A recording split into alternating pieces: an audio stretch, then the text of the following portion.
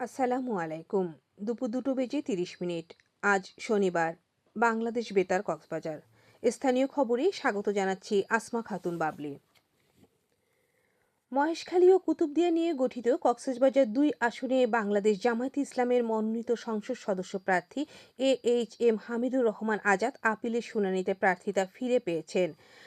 আজ রাজধানীর আগারগাঁওয়ে নির্বাচন ভবনের অডিটোরিয়ামে অনুষ্ঠিত শুনানিতে ডক্টর হামিদুর রহমান আজাদের আপিল গৃহীত হয় এবং মনোনয়ন বৈধ ঘোষণা করা হয়। এদিকে ত্রয়োদশ জাতীয় সংসদ নির্বাচনের মনোনয়ন পত্র যাচাইয়ে রিটার্নিং কর্মকর্তা কর্তৃক প্রার্থিতা বাতিলের আদেশের বিরুদ্ধে 645টি আপিলের আবেদন জমা পড়েছে।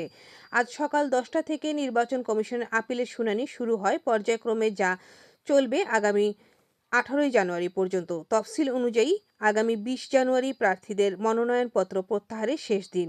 21 জানুয়ারি প্রতীক বরাদ্দের পর প্রার্থীরা আনুষ্ঠানিক প্রচারণায় নামতে পারবেন। আগামী 12 ফেব্রুয়ারি একই সঙ্গে সংসদ নির্বাচন ও গণভোট অনুষ্ঠিত হবে। কক্সবাজারকে টেকসই সিটি হিসেবে গড়ে তুলতে সমুদ্র সৈকতে পরিচ্ছন্ন রাখার অতীব গুরুত্বপূর্ণ বলে মন্তব্য করেছেন চট্টগ্রাম সিটি কর্পোরেশনের মেয়র ডাক্তার শাহাদত হোসেন। আজ সকালে সৈকতের পরিচ্ছন্নতা কর্মসূচির অংশ নিয়ে প্রধান অতিথির বক্তব্যে তিনি এ কথা বলেন। মেয়র শাহাদত বলেন, পর্যটনের হাব হিসেবে অর্থনৈতিকভাবে কক্সবাজারে অপার সম্ভাবনা আছে। বিশ্বের দীর্ঘতম সমুদ্র সৈকতে কাজে লাগিয়ে অর্থনৈতিক সমৃদ্ধি সম্ভব। সমুদ্র সৈকতের লাবণী পয়েন্টে ইপসার উদ্যোগে সচেতনতামূলক পরিচ্ছন্নতা কর্মসূচি চলাকালীন মেয়র শাহাদত হোসেন পর্যটকদের সাথে কথা বলেন এবং সৈকতে পরিচ্ছন্ন রাখতে সকলের ভূমিকার কথা তুলে ধরেন। এতে ইপসার পরিচালক doctor Arifur Rahman, Cox's Bazar international university chairman Mujibur Rahman সহ সংশ্লিষ্টরা উপস্থিত ছিলেন।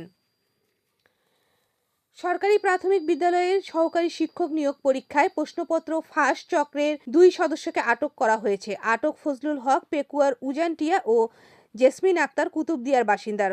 গতকাল পরীক্ষা চলাকালীন সিটি কলেজ ও দক্ষিণ খুরুশকুল কেন্দ্র থেকে গোয়েন্দা তথ্যের ভিত্তিতে কেন্দ্রের দায়িত্বপ্রাপ্ত নির্বাহী ম্যাজিস্ট্রেট এই 2 পরীক্ষার্থীকে আটক করেন। এ সময় তাদের থেকে 2টি মোবাইল ফোন, একটি ডিভাইস ও একটি পুলিশের ব্যাগ উদ্ধার করা হয়। পরে তাদেরকে কক্সবাজার সদর মডেল থানায় হস্তান্তর করা হয়।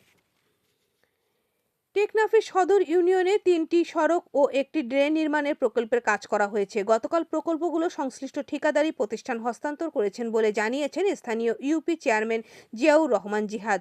উপজেলা সহকারী প্রকৌশলী আলাউদ্দিন জানান, 20,50,000 টাকা ব্যয়ে স্থানীয় সরকার প্রকৌশলী অধিদপ্তরের প্রকল্পগুলো বাস্তবায়ন করছে। টেকনাফের মাঠে ঘাটে এখন আগাম তরমুজ বেচাকেনার ধুম পড়েছে। বাজারে ভালো দাম ও চাহিদা থাকায় চাষিরা বেশ লাভবান হয়েছে বলে জানিয়েছেন কয়েকজন তরমুজ চাষি। জানান, আবহাওয়া অনুকূলে থাকায় চলতি মৌসুমে অন্যান্য বছরের তুলনায় ফলন বেশি হয়েছে। চলতি মৌসুমে উপজেলায় 40 হেক্টর জমিতে তরমুজ চাষ হয়েছে বলে জানিয়েছেন উপজেলা কৃষি কর্মকর্তা মোহাম্মদ হুমায়ুন কবির। জানান, এর মধ্যে সাবরাং ও বাহাতছড়া ইউনিয়নের সমুদ্র উপকূলে বেশি তরমুজ চাষ হয়েছে। উপজেলা কৃষি অধিদপ্তর চাষিদের ভালো ফলনের জন্য প্রশিক্ষণ, বিনামূল্যে সার, কীটনাশক ও কৃষি উপকরণ বিতরণ করে আসছে।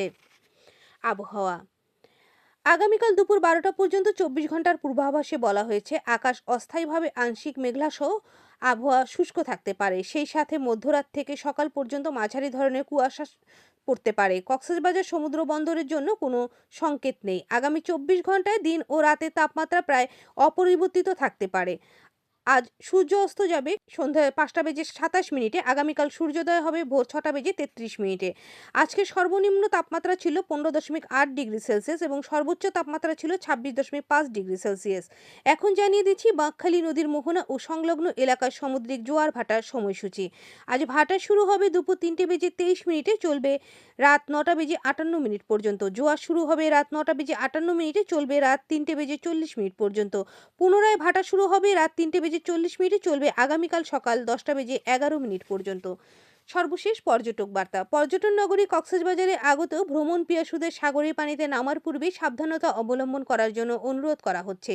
যারা সাঁতারে দক্ষ নন তাদের পানিতে বেশি দূর যাওয়া উচিত নয়। ভাটার সময় স্রোতের সাগরমুখী টান প্রবল হওয়ায় সাগরের পানি গভীরে ভেসে যাওয়া এমনকি প্রাণহানির আশঙ্কা থাকে। সেই সাথে পর্যটকদের স্বাস্থ্যবিধি মেনে চলার পরামর্শ দেওয়া হচ্ছে। খবর শেষ হলো। আমাদের পরবর্তী খবর প্রচারিত হবে আজ বিকেল 4টা বেজে 30 মিনিটে ইংরেজিতে।